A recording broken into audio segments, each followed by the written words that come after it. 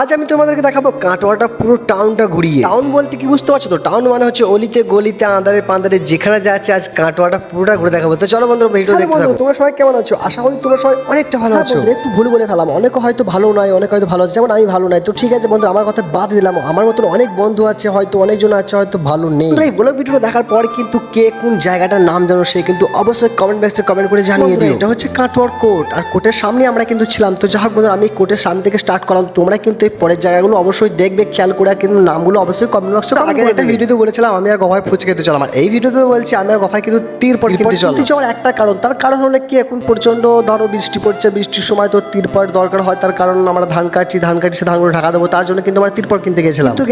তিরপট কিন্তু সেই জন্য নিচু বাজার মাধবীতলা দিয়ে চলে গেছিলাম। আর যাওয়ার পথে কিন্তু ভাবলাম কাটোয়াটা একটু ঘুরেই নি, অনেক দিন ধরে আসা হয় না। তো দেখো একটু ঘুরে নিলাম, আর রং বেরঙিন লাইট যা লাগছে কি বলবো, সেই লাগছে। কিন্তু আমরা দুজন কিন্তু গেছিলাম তিরপল কিন্তু, তিরপল কিন্তু ভালো একটু ঘুরে নি। তো যা হোক এখানে ওখানে একটু ঘুরে নিলাম। তারপর কিন্তু আমরা যাবো বল্লপাড়া ঘাটে। বল্লপাড়া ঘাটে তোমাদেরকে দেখাবো কতটা ভিড় আছে রাতের মধ্যে। কফায় একটা কথা জিজ্ঞেস করলাম যে এখানে এত ভিড় এত দোকান চলে কি করে, তখন ও বললো যে এই জায়গাটা আগে প্রথম কাটোয়া ছিল। কাটোয়া বলতে কাটোয়া বাস স্ট্যান্ড এখানেই ছিল, পুরাতন কাটোয়া ছিল। দেখি বোঝা যাচ্ছে এত বড় একটা বাজার, এত রাস্তা, এদিকে ওদিক চারিদিকে রাস্তা, এত দোকান, সোনার দোকান গাদা ভাই, বাজারও বড়, অনেক অনেক বড়। মনে বলছে এখন যেখানে বাস স্টপটা আছে না তার থেকে এখানে সোনার দোকান বেশি আছে, বাজারও বেশি আছে, প্রচুর প্রচুর দোকান আছে, গুণে শেষ করতে পারে। রাস্তা তো মানে বুঝতেই পারবে না যে কোন দিকে বেরিয়ে যাচ্ছে। যে এত অলিগলি রাস্তা আছে আমি প্রথম দেখলাম, কিন্তু আগে এসেছি এত ঘুরি নিতে। দেখো এখানে একটা চৌরাস্তা আছে, এদিক ওদিক চারিদিকে রাস্তা বেরিয়ে গেছে ভাই, কোন দিকে যাবো বুঝতে পারছি না। তো আমরা কিন্তু অনেকটাই পাক মেরেছি সেদিনকে রাত্রে। কথা বলতে বলতে কিন্তু আমি প্রায় চলে এসেছি বল্লপাড়া ঘাটে। বল্লপাড়া ঘাটটা ভালো তোমাদেরকে একটু দেখিনি, তো নামিনি, আমরা গাড়ি থেকে কিন্তু ক্যামেরাটা করেছিলাম বল্লপাড়া ঘাট। বল্লপাড়া ঘাটটা কিন্তু আমি আগে দেখিনি, প্রথম দেখলাম। তবে হ্যাঁ, বল্লপাড়া ঘাটের নাম শুনেছি অনেক, তো এত ভিড় সেটা ভাবতে পারিনি যে রাত্রেও এত ভিড় হয়। তারপরে কিন্তু আমরা গাড়িটা ঘুরিয়ে নিয়ে চলে এলাম বল্লপাড়া ঘাট থেকে ঘুরে এসে, কারণ আমরা যে জন্য এসেছিলাম সেটা হচ্ছে তিরপট কিনতে এসেছিলাম। তো আমরা আবার চলে গেলাম তিরপট খুঁজতে। অনেক দোকানে গিয়ে খোঁজাখুঁজি করেছি, এখানে তো পাওয়াই গেল না। তারপর কিন্তু চলে গেলাম আমরা মাধবীতলা। বন্ধুরা একটা কথা কিন্তু মানতে হবে, যে কোনো সিটি জায়গায় কিন্তু রাত্রের সিনটা কিন্তু সেই লাগে, দারুণ লাগে, লাইটের ক্যাপাসিটি না খুব সুন্দর থাকে। তো দেখো এই জায়গাটা কিন্তু দারুণ লাগছে। এই জায়গাটা এমন লাগছে না বন্ধুরা কি বলবো, আমার কাছে মনে হচ্ছে কি যেন এটা মেলাতে ঘুরতে এসেছি আমি, কাটোয়া আসিনি, হয়তো কোনো মেলাতে ঘুরতে এসেছি। বন্ধুরা আজকের মতো বলো ভিডিওটা এখানে শেষ করলাম, নেক্সট ব্লগে আবার দেখা হবে। সকলকে কাটোয়াটা ঘোরালাম, কেমন লাগলো অবশ্যই কিন্তু কমেন্ট করে জানিয়ে দিও।